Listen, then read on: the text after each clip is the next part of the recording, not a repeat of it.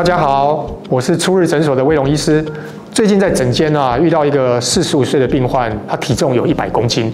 那他一脸忧愁的来找我，因为他鼾声如雷，被他太太赶到客厅睡觉，导致婚姻差一点破裂。后来他到医院去检查，诊断是睡眠呼吸中止症候群，同时还合并高血压、高血脂、高血糖。胸腔科医师建议他要减重，不然就要手术了。什么是睡眠呼吸中止症候群呢？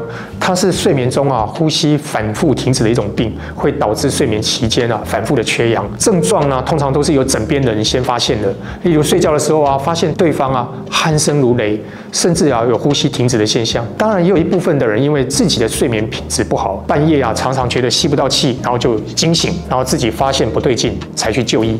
这些都是典型的睡眠呼吸中止症候群的症状。睡眠呼吸中止症候群基本上有分3个类型。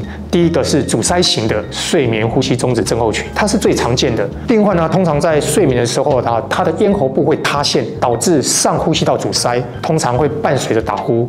容易引发的因素呢，通常包含肥胖或者上呼吸道的结构异常。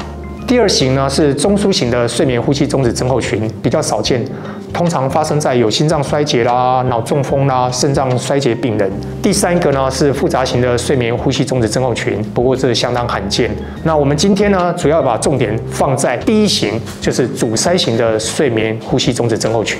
那这个病呢通常会出现哪些症状呢？在白天可能会嗜睡、慢性疲劳或晨间头痛，那自己的认知能力可能会下降，情绪不稳、忧郁，甚至会性欲降低然后还有胃食道逆流、记忆力减退，甚至会产生一些合并症，像肥胖、第2型糖尿病、高血压等等。晚上会出现哪些症状呢？像打呼、呼吸暂停、窒息感、夜间盗汗、睡眠不安稳、说梦话、口干、流口水，甚至会磨牙。肥胖是导致睡眠呼吸中止症候群的重要因素之一，因为肥胖会导致我们的上呼吸道组织增大，特别是舌头的体积会增加。研究显示舌头的重量和脂肪含量跟 BMI 是呈现正相关的。减重可以减少舌头的脂肪含量，改善呼吸道的状况。因为每增加10%的体重，风险有可能会增加6倍哦。根据研究显示男性产生睡眠呼吸中止症候群的发病率大概有1/3，女性在停经前的发病率大概只有男性的1半，但是停经后就会慢慢增加，因为随着年纪增长，上呼吸道的肌肉会松弛，就会有打呼，甚至产生呼吸中止症的症状。你或许会问不过就打呼而已，有那么严重吗？买耳塞给你另外一半不就解决了吗？我们要知道如果长期忽视这个睡眠呼吸中止症候群，它会因为以下的原因增加心血管疾病的风险甚至因为这些心血管疾病而导致猝死。第一，交感神经活化。患者在睡眠中经常出现短暂的呼吸中止，会导致我们血氧浓度下降，会激活我们的交感神经系统。这种反应会让我们的心跳加快，血压上升。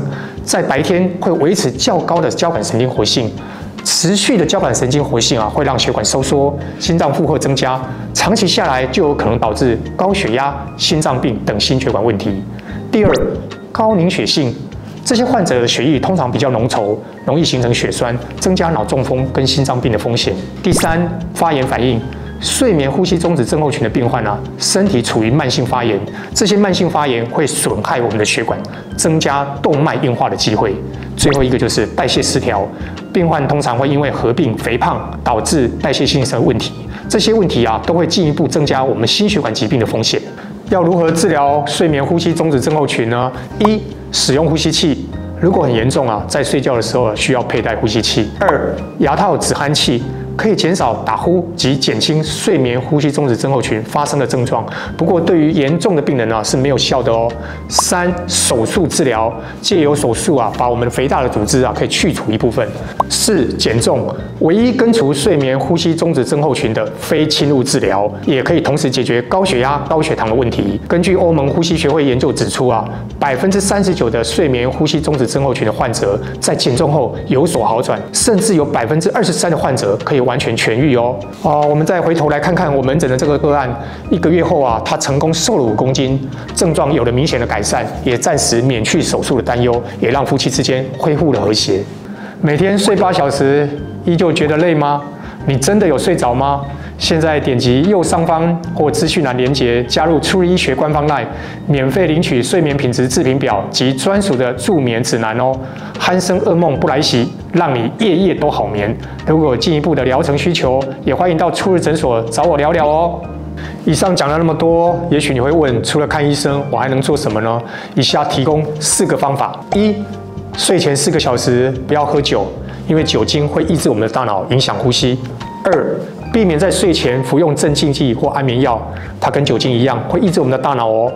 3、侧睡，因为侧躺就不会让我们的舌头压到我们的呼吸道，会减少睡眠呼吸中止症候群的一些症状。第4，如果有鼻塞的症状的人可以吃一点缓解鼻塞的药物，让我们的呼吸道更为通畅。你的另外一半有呼吸困扰吗？还是你就是那一个造成别人困扰的人呢？如果你有影片中提到的状况，正在烦恼要挂哪一科，不用犹豫，直接来初日诊所找我吧。或者你还有其他的想法，也欢迎在留言区留言讨论哦。我们下次见，拜拜。